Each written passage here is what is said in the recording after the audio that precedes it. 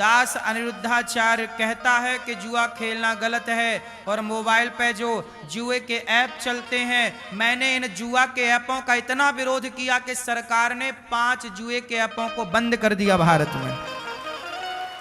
देखो बोलने का ये प्रभाव है, ना बोलो तो चलते रहते, कोई तो बोले तो मेरी बोली हुई बात पहुंची ना, और हुआ कि नहीं काम।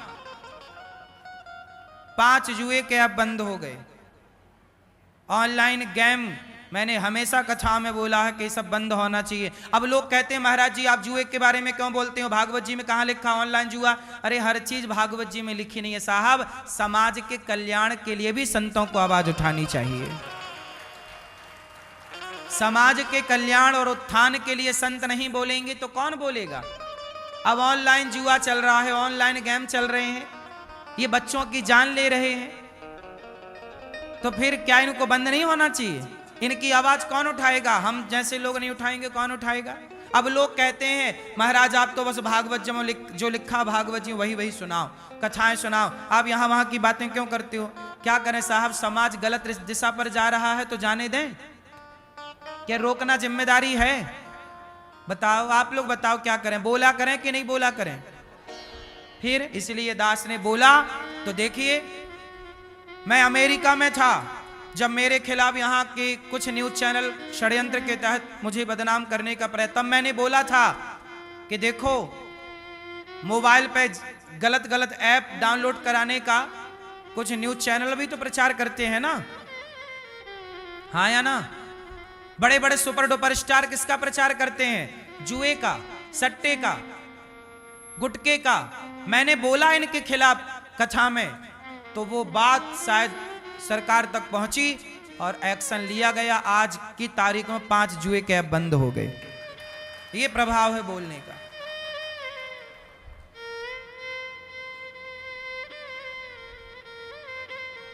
और भी अभी बंद होने चाहिए। क्यों बुराई परोसी जाए बच्चों को। तो मेरी मां, कलयुग का पहला ठिकाना है जुआ। कलयुग का पहला ठिकाना, जोर से, क्या, जुआ। द्यूतम, जुआ खेला कौरवों ने, सर्वनाश हो गया। जुआ खेल के कितने लोग बर्बाद हो गए। मोबाइल पे जुआ, गेमिंग का जुआ, ऑनलाइन जुआ, ये सब जुआ है। ये जुआ ना खेलना साहब, नाश हो जाएगा। कलयुग रहता है जुआ में, जहां जुआ होगा वहां कलह होगी। द्यूतम, क्या होगा, द्यूतम, द्यूतम, पानम। कलयुग का पहला ठिकाना है जुआ, दूसरा ठिकाना है पानम। पानम बोले तो शराब, क्या, शराब। शराब ना पीना, शराब में कलयुग रहता है। शराब पीने वाला व्यक्ति कलह करता है, इसलिए शराब पी के गाड़ी चलाना मना है, शराब पी के प्लेन उड़ाना मना है। बोलो हाँ। क्यों भैया, शराब अच्छी चीज है कि गलत चीज है, हैं? अच्छी चीज होती तो शराब पी के गाड़ी चलाने को फिर मना क्यों करती गवर्नमेंट। अच्छी थी तो पी के चलाने दो गाड़ी, मस्त झूम बराबर झूम, शराबी चलाए। फिर फ्लाइट उड़ाने दो शराब पी के, पायलट पिए 3-4 बोतल, फिर उड़ाए फ्लाइट, कराए लैंडिंग। शराब अच्छी है तो प्लेन उड़ाने वाले को शराब क्यों नहीं पीने दिया जाता। क्यों भाई, बस सही है कि गलत है। गाड़ी चलाने वाले को शराब क्यों नहीं।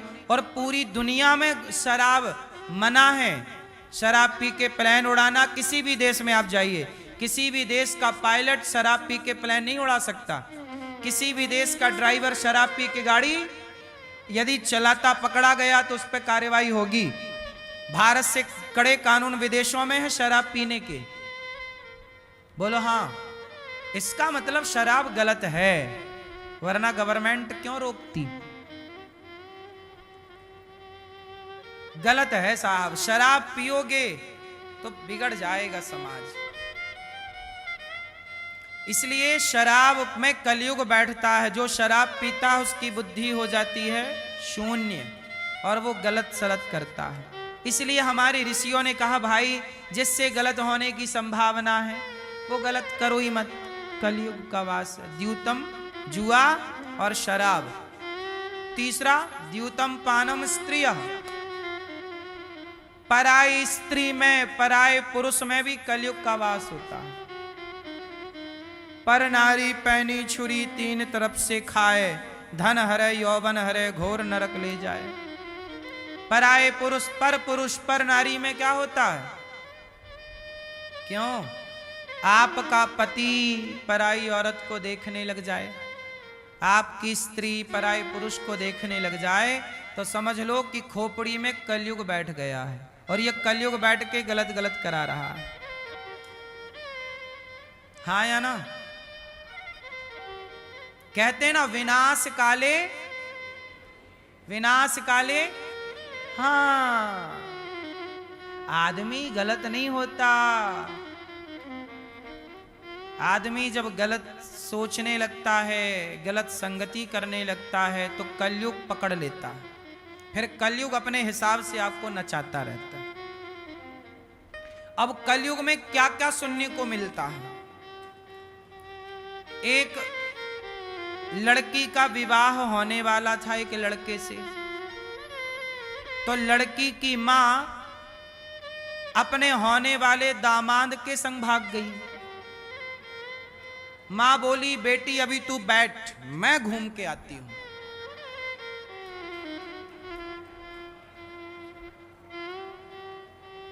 अब सोचो जो अपनी बेटी के लिए लड़का ढूंढा वो सास ही लेके फरार हो गई।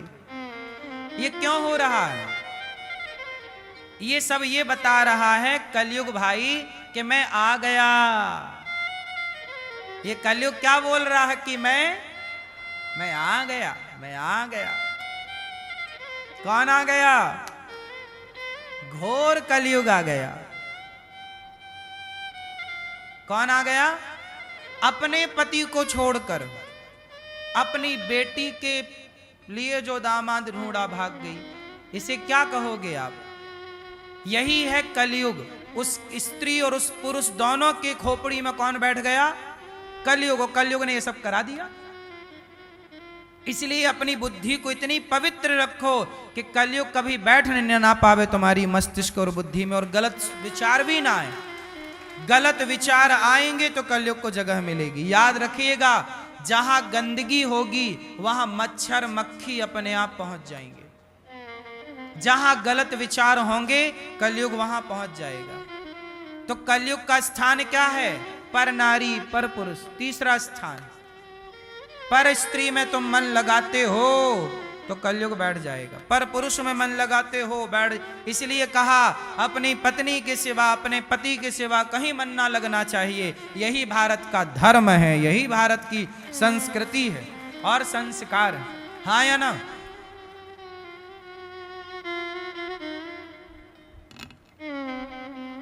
कलयुग, कलयुग का तीसरा स्थान यही। और चौथा क्या? मांस। आप खाते हो मांस? अंडा? भैया चश्मा वाले भैया, आप खाते हो मांस? मछली, मुर्गा मुर्गी, बकरा बकरी, भैया आप खाते हैं? अंडा? ये भैया पी ले। आप बेटा आप खाते हो? आप खाते हो? अंडा नहीं खाते, मछली भी नहीं, मुर्गा भी नहीं, मुर्गी भी नहीं, सुअर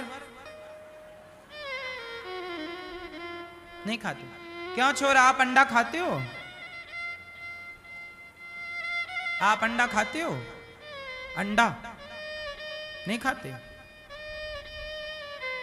मैया आप क्या खाती हो? मेरी माँ कुछ नहीं खाती, भूखी रहती हो मेरी माँ। रोटी खाती हो?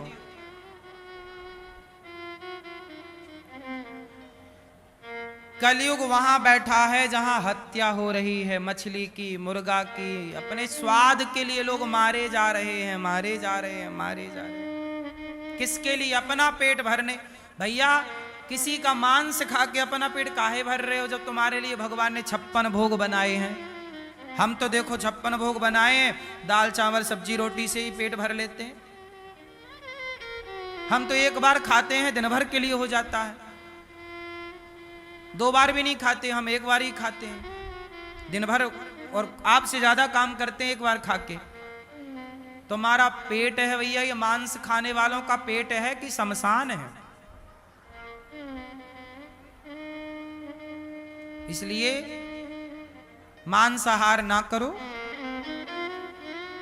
कलयुग के 4 स्थान। 5वां स्थान बेईमानी से कमाया गया धन। जो आप बेईमानी से कमाते हो, भ्रष्टाचार करते हो, चोरी करते हो, गलत। आप लोग चोरी करते हैं? क्यों मेरी मां? हाँ या ना? दूसरे की चप्पल अप्पल तो नहीं चुरा लेते हैं कि हमारी कोई ले गया तो हम भी चुरा लें दूसरे की? क्यों? चप्पल चुराती हो मैया? लोग चप्पल चुरा लेते हैं। चोरी नहीं करना चाहिए कभी। 2 काम बिल्कुल ना करना जीवन में कभी। पहला चोरी, दूसरा जारी। चोरी जारी से बचना। चोरी मतलब चोरी करना, और जारी मतलब, जारी क्या होती है बताओ जरा? जारी मतलब पराई स्त्री को देखना, पराए पुरुष को देखना। गांव के लोग कहते हैं ना, चोरी जारी से बचना। चोरी कभी ना करना और अपने चरित्र से कभी ना गिरना। बस यही चीजें हैं। यदि आप अपने चरित्र से नहीं गिरते और चोरी नहीं करते तो कोई आपका बाल भी बांका नहीं कर सकता। बात समझ में आई? चोरी जारी से बचना।